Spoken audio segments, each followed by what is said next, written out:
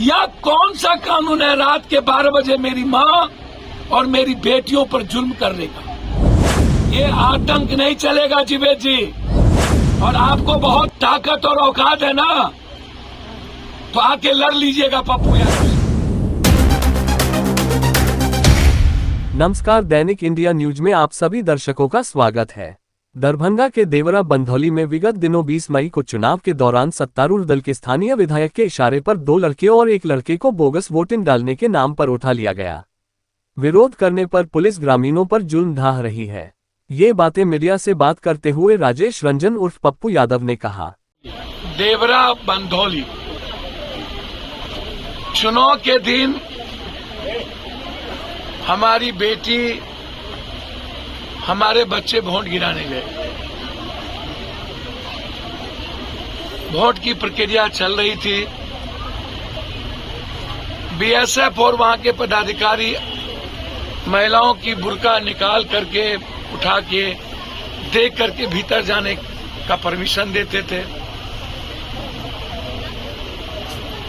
जबकि प्रावधान ये नहीं है। आप फिंगर में जब लगा दिए तो आप उसको देख सकते हैं। चलिए, आपने वो भी कर लिया। वोट गिराने के बाद हमारी 3 बच्ची इस गांव की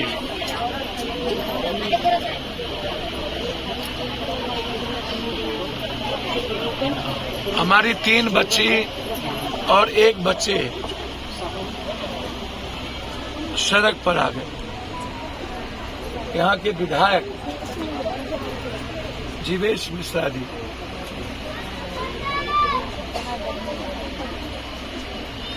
जिन्हें न तो संविधान का ज्ञान है, न कानून का, और न ही उन्हें भारतीय संस्कृति का, न ही पारिवारिक और सामाजिक परिवेश का। मुझे ये समझ में नहीं आया कि चुनाव के दिन इस क्षेत्र के विधायक जीवेश मिश्रा को कौन सा परमिशन था बूथ पे जाने का। मैं यह बात छपरा में भी कहा था जब हम मर्डर में आज से 4 दिन पहले गए। रोहनी पर 307 का मुकदमा हुआ। गाली गलौज भी रोहनी को दी गई, भोंसरी कह के पर्टिकुलर इंडिविजुअल गाली गलौज और भी दिया गया जो मैं नहीं बोल सकता हूं। मारपीट किए गए। एक कैंडिडेट को बूथ के प्रिजाइडिंग अफसर तक जाने और उससे बात करने का राइट है, लेकिन पार्टी के विधायकों को प्रिजाइडिंग अफसर और उस बूथ के भीतर जाने का राइट नहीं है। मुझे नहीं पता उस दिन गाड़ी कैसे चल रही थी, वो वोटर कहां के हैं मुझे नहीं जानकारी। जिस बूथ के वो वोटर होंगे उससे बाहर शाम के 5 बजे तक आप रास्ते के द्वारा प्लेन पकड़ने जा सकते हैं, किसी अस्पताल के काम से बाहर जा सकते हैं। किसी भी चुनावी प्रक्रिया के दौरान आप उस बूथ पे रुक करके वोटरों के साथ बदतमीजी नहीं कर सकते। मुर्दाबाद किया गया। यदि कोई भूल हो गई होती तो उसे आतंकियों का व्यवहार करने का राइट ये सीआरपीसी और कानून में नहीं है। आप अपने ईगो के कारण कि मैं थानेदार हूं, मैं पुलिस हूं, मेरी वर्दी ही ताकत है, आपने जनता की भावनाओं को नहीं समझा और आप जुल्म कर दिए। जुल्म की सीमा पार कर दी आपने। इतना बड़ा जुल्म ये सही नहीं है।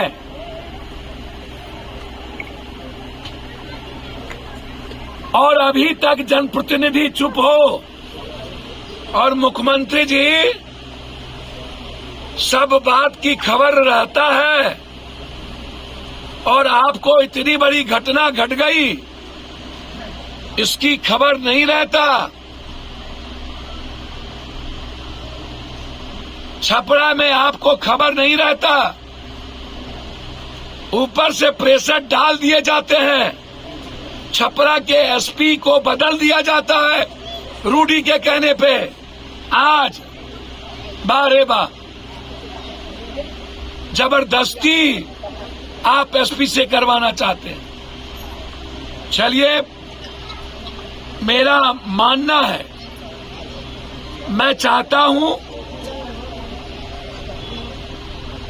24 आदमी पर आपने केस किया होगा, धारा 253 या 153 या और भी काम काज में दखल देने का चुनावी प्रक्रिया। आप वारंट ले आइए, वारंट सर्व करा दीजिए। जिन लोगों का आप वारंट लाएंगे वो अपना बेल करा ले, या जिनका नेम्ड एफआईआर है वो अपना बेल करा लेंगे, या नहीं तो आप कानूनी प्रक्रिया के तहत आप कोर्ट जाइए, कोर्ट से आप कुर्की जब्ती लीजिए। हम एंट्री सेफ्टी बेल करेंगे या तो सरेंडर करेंगे। या कौन सा कानून है रात के 12 बजे मेरी मां और मेरी बेटियों पर जुल्म करने का? और यही जुल्म पप्पू यादव को यहां लेके आ गया। ये डर नहीं चलेगा, ये आतंक नहीं चलेगा जीवेद जी।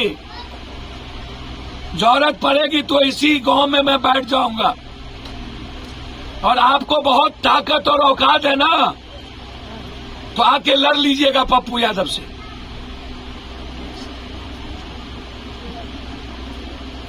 दुनिया में हमको भगवान उगवान का भी डर नहीं होता, इसीलिए याद रखिएगा आप, इस तरह का जुल्म बंद करवाइए। और मैं एसपी साहब, डीआईजी साहब से आग्रह करूंगा हाथ जोड़कर, आईजी साहब से, आप तो सबके हैं। डीएसपी साहब, आप तो सबके हैं, आप तो न्याय कर दीजिए। आप तो कानूनी प्रक्रिया में आइए। सारे बच्चे डरे हुए हैं, कोई स्कूल नहीं जाता, घर से बेटियां नहीं निकलती। इतना बड़ा डर क्या मन पर बीतेगा उस बच्ची को? यही है लोकतंत्र। क्या इन लोगों को जीने का राइट नहीं है? अब हमें दीजिए इजाजत, फिर मिलते हैं अगले खबरों के साथ। चैनल को लाइक, शेयर, सब्सक्राइब करना ना भूले। धन्यवाद। देखते रहे दैनिक ज्ञान न्यूज़।